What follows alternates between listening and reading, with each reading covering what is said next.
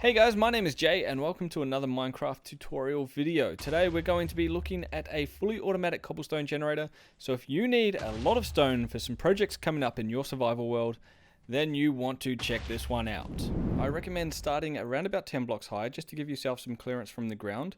You can come out one block here, put a comparator right there, one block here and a dropper or a dispenser or anything like that. Fill it with 9 non-stackable items. I've got some wooden shovels here because they're pretty cheap. And what's that going to do is once there is cobblestone here, the comparator is going to read that vessel and it will power whatever we put on this side right here. Next, you just want to come out 2 blocks right there, and this is where we're going to place our pistons against. So come up another 7 blocks. So 1, 2, 3, 4, 5, 6, 7. So there should be 8 blocks there in total. And then we just place our pistons alongside there like so. And every top block right here is going to be powered. That's because we've got bud powered pistons. So if we actually come out here just as an example and get a redstone torch right here. Once I power this repeater here, the bottom 2 pistons will push out, right? So we're going to take advantage of bud powered pistons in here, and we're just going to go every top block right here and place a repeater right here as well. If you are low on resources, you can then punch out these blocks here, but it doesn't really matter too much, not for the design of the farm at least.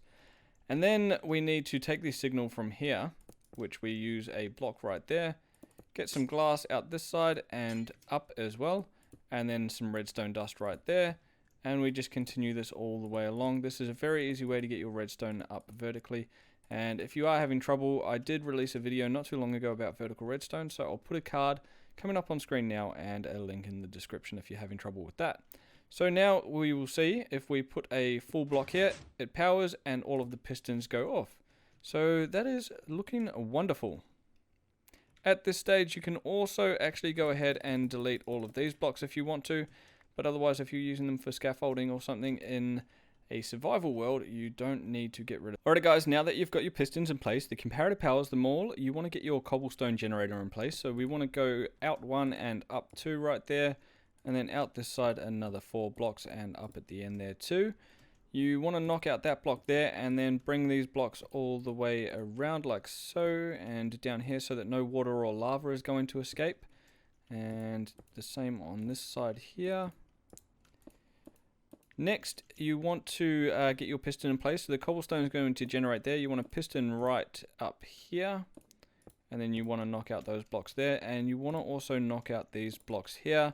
Place in your dropper on one side and fill it with the wooden shovels again.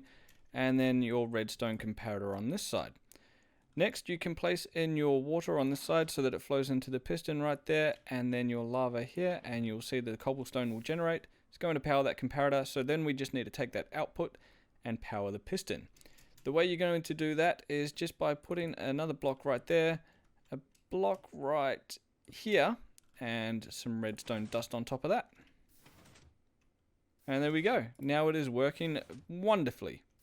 Once you've got the farm built, you probably want to be able to turn it off, so just place a block on top, and once you power a lever there, it will push the piston down and stop any more cobblestone generating, so that will be great. Next, you want to come up 9 blocks, 1, 2, 3, 4, 5, 6, 7, 8, 9, and just place a sticky piston off the side like so. Slime block right there, and then an observer facing up into that slime block. So powering the slime block and looking down. Next, you can actually delete all of these blocks. Of course, don't delete the one that you've just put the lever on. And this is the beginnings of the TNT Duper. So the first thing we want to do is build a little clock. So we'll just come out here, 1 up like so, and 1, 2, 1 more there. And then out another 2 here, 1, and then we just bring this along here too, and connect all of this up. Then you just want to put repeaters down like so, all on 4 ticks, and just carry this around all the way around the circle. And this is just going to set up a basic repeater clock. So once all of this gets to this block here, it will power the TNT Duper and the TNT will get duplicated. Next, coming off this middle block right here, you want to place a block out like that, and then just another block up, a sticky piston here, and a redstone repeater into that block. And I just put that one onto 4 ticks as well. Then we'll set up the TNT Duper. We'll just come down and form an L shape with the slime blocks, and then down here with another L shape. With the TNT Duper, you want to place a detector rail on top, a minecart there, a coral fan there, and a wall right there. Now preferably you will have the minecart facing this way, of course, because the piston will be pushing it out and you don't want the minecart to fall off for any reason.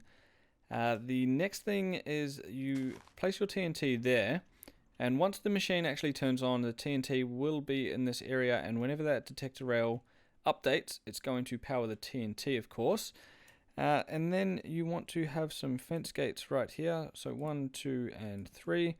Open that top one right there, have a wall on either side just to help align it, and then you actually need to get yourself some glazed terracotta and just place it right on the side of this block, and then come one more down, and then here just on the side of that gate.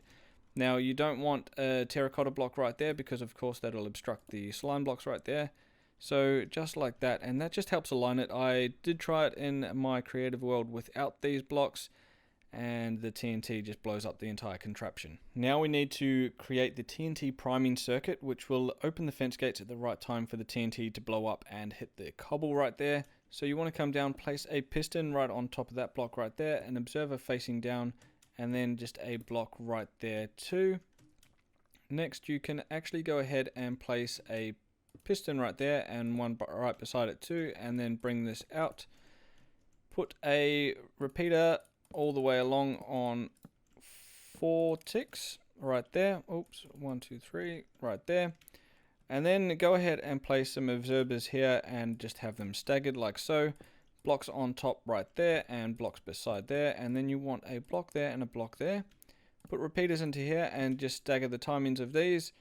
Redstone dust right on top of this block right here, and then come one more block down, go 1, 2, 3, block up like so, and then 1, 2, 3. I don't know why I keep deleting those blocks. And then put repeaters again on 4 ticks all the way along here. Now we need to connect the piston, which activates the clock for the TNT, up to the circuit down here.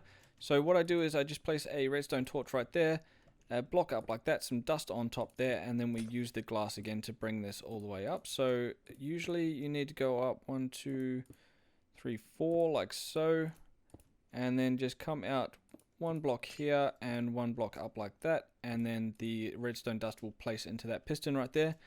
And that is, believe it or not, the farm complete. So let's go ahead and power this on and just double check that we've done everything right. So we should start to see the TNT go down, open up, and it'll blow up right about there. Perfect. So once the cobblestone actually extends far enough to be affected by the TNT, it will be blowing up and it will be getting sent into whatever collection system you have going on down here. Now the easiest way I've found to do the collection system down here is to center it with the cobblestone blocks there and the TNT, so it's on the axis of the TNT there and the axis of the cobblestone right there, and then come out 8 blocks on all sides and fill in a gigantic square. Once you've got your square in, place a wall all the way around as well, and then to stop the water from connecting, just create some little sections like this as well. It doesn't need to be pretty, just a little bit like this. You sort of want to stop the water from going up there as well. And boom, boom, boom, boom, boom. And then go ahead and fill in your water on all of the sides here, leaving out these corners right here. And if you've done all of that correctly, you should have 1 block in the middle that doesn't have any water on it. Then you can come down in the middle, place your chest right there, and have some hoppers there going into it as well. If I can actually place this in. And then, you know, you've got the cobblestone flowing into this chest, or you can have the hoppers flowing out, you know, like this way, or like towards a storage system over here, or you can have it going into a furnace array, which smelts it then down into smooth stone or something like that, or a double furnace array, which melts it into smooth stone, which is actually the block that I just said, but I actually meant stone, not smooth stone. That's a new thing. Thanks for watching the video, guys. I hope you find some awesome use for this cobblestone generator. And if you have any big stone projects in your world, whether you're using stone bricks or any type of stone, hit me up on Twitter. I want to see your builds. If there is anything that this generator has helped you with to build, I want to see it. @itsj365 on Twitter. Tweet me your pics. I want to see them. There is also a world download available in the description below. Until then, guys, I'll see you in the next one. Ciao for now.